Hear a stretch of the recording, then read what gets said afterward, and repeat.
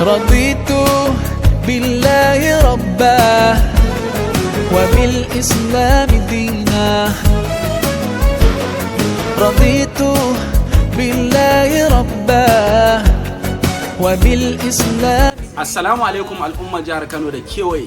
Kamar yadda kuka sani wannan fitaccen nagartaccen kamfani na Maktabatul Usman Ayyub Darul Qur'an sun sauke farashin kayansu cikin farashi mai sauki da rangwame da rahusa.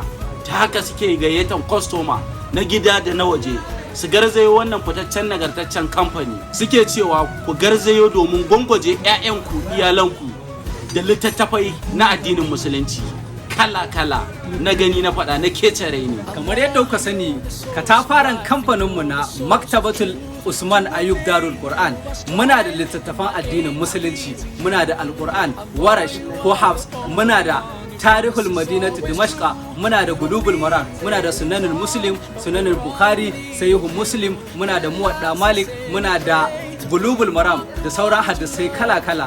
Ku garzayo domin samun ingantattun littattafai kuma cikin sauki da rangwame da rahusa. Maktabatul Usman Ayuba Darul Qur'an kasuwar Kurmi mun fito da farashi cikin sauki kamar irin su Tarihul Madinatu Dimashqa da akwai Sahihul Bukhari, Sahihul Muslim, Bulugul Maram, Muwadda, Qur'ani, Warsh da Hafs. Dama anan aka fi sanin mu Qur'ani. Muna da su kala-kala cikin farashi cikin sauki. Kamar yadda kuka sani, wannan katafaren kamfani mai suna Maktabatul Usman Ayyub Darul Qur'an muna nan a kasuwar Kurmi, layin Baba Kusa, Kano, Nigeria. Assalamu alaikum. Kamar yadda aka sani, wannan babban kamfani na Darul Qur'an mun shahara wajen kawo manyan littattafai ƙanana da manya, kuma muna iya tura su ko'ina a ciki da wajen ƙasa. Insha Allah duk inda mutum yake so za a iya kai masa littafi insha Allah.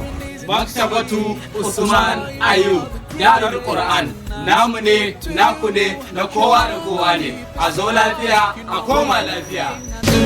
And I sincerely pray to be among the ones you love, and until my final day I'll say in all my prayers, Raditu